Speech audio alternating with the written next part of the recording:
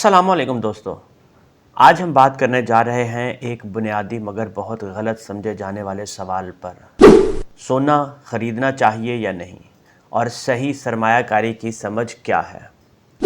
देखिए दोस्तों, सोना सदियों से दौलत का सबसे महफूज ज़रिया समझा जाता है। जंग हो, बहरान हो, करेंसी गिरे, महंगाई बढ़े, सोना हमेशा अपनी कदर बरकरार रखता है। लेकिन इसका ये मतलब भी नहीं कि हर वक्त सोना खरीद लेना फ़ायदा ही फ़ायदा है। आइए अकल, मंतक और तहकीक की रोशनी में इस बात को स्टेप बाय स्टेप समझते हैं। सबसे पहले हम बात करते हैं सोना खरीदने का मकसद क्या होना चाहिए। अक्सर लोग जेवर सिर्फ इसलिए ख़रीदते हैं कि वो पहनने का शौक़ रखते हैं, लेकिन दोस्तों जेवर सरमायाकारी नहीं होता। क्यों? क्योंकि इसमें वेस्टेज, मेकिंग चार्जेस और दोबारा बेचने पर बड़ा नुकसान होता है। हकीकी सरमायाकारी सोने में वो है जो आप सिक्का, बार या डिजिटल गोल्ड की शक्ल में रखें। दूसरे नंबर पे सोना महंगा हो तो ख़रीदना चाहिए या नहीं, ये वो सवाल है जो हर पाकिस्तानी आजकल पूछ रहा है। देखें, सोना महंगा हो या सस्ता, ये फैसला ट्रेंड पर किया जाता है, कीमत पर नहीं।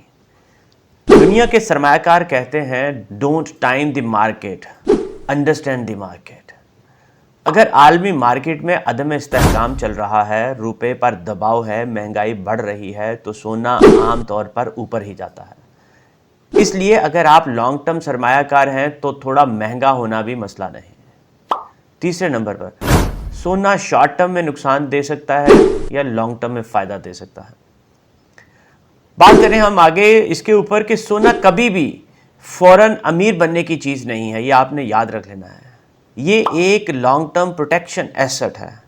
शॉर्ट टर्म में ये ऊपर नीचे होता रहता है, लेकिन 5 से 10 साल के पर्सपेक्टिव में ये हमेशा आपकी बाइंग पावर को प्रोटेक्ट करता है। इसलिए बड़े मुल्कों के मरकज़ी बैंक भी अपना रिज़र्व सोने में रखते हैं। चौथे नंबर पर बात करेंगे हम कितना सोना खरीदना चाहिए। मैं आपको ये बताता चलूँ कि ये बहुत ही अहम पॉइंट है। याद रखें कि हर शख्स को अपनी टोटल सेविंग्स का 10 से 20% तक सोना रखना चाहिए, इससे ज़्यादा नहीं। क्यों? क्योंकि डाइवर्सिफिकेशन ना होने की वजह से रिस्क बढ़ जाता है। सारा पैसा सोने में लगाकर बैठ जाना एक गलत फ़ैसला है। 5वें नंबर पे बात करेंगे आपके पास पहले से सोना है तो क्या करें।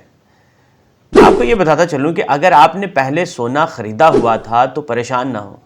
ज़्यादातर ख़वातीन जेवर घर में रखकर अपसेट होती हैं कि अब तो हम बेच नहीं सकते, महंगा हो गया। बेचने की ज़रूरत नहीं, ये आपकी इन्फ्लेशन प्रोटेक्शन है। इसे बेचने का मकसद तभी बनता है जब आप किसी बेहतर एसेट में पैसा डाल रहे हो। बात करते हैं सोने के बेहतरीन 3 फॉर्म्स की, तो मैं आपको बताता चलूँ सबसे बेस्ट फॉर्म जो है वो है आप इसके गोल्ड बार्स ले लें या गोल्ड कॉइन्स, ये सबसे बेस्ट है। उसके बाद अगर आपने लेना है तो आप डिजिटल गोल्ड या ETF, ये भी महफूज और आसान ज़रिया है।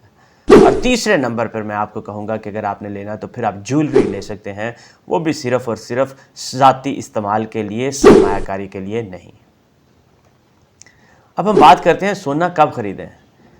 याद रखें कि जब कीमतें मुस्तहकम हो, जब मार्केट पैनिक में हो, जब डॉलर की सिमत वाज़े हो, जब महंगाई बढ़ने का इम्कान हो और सबसे अहम जब आपने बाकी बुनियादी चीज़ें पहले से सिक्योर कर ली हो, जैसे कि लिक्विड कैश, इमरजेंसी फ़ंड और डाइवर्सिफाइड सेविंग। आखिर में मैं आपको ये बताता चलूँ कि सोना ख़रीदना चाहिए या नहीं का सवाल बहुत ही अहम है। मैं आपको इसके जवाब में बताता चलूँ कि अगर आप शॉर्ट टर्म या लॉन्ग टर्म और कैलकुलेटेड थिंकिंग रखते हैं तो हाँ, सोना ज़रूर ख़रीदना चाहिए, लेकिन समझ के साथ। सोना दौलत बढ़ाने की चीज़ बिल्कुल भी नहीं है। मैं आपको ये बताता चलूँ कि दौलत को बचाने का ज़रिया है। ये इन्फ्लेशन से लड़ने की ढाल है, ना कि ओवरनाइट प्रॉफिट का हथियार।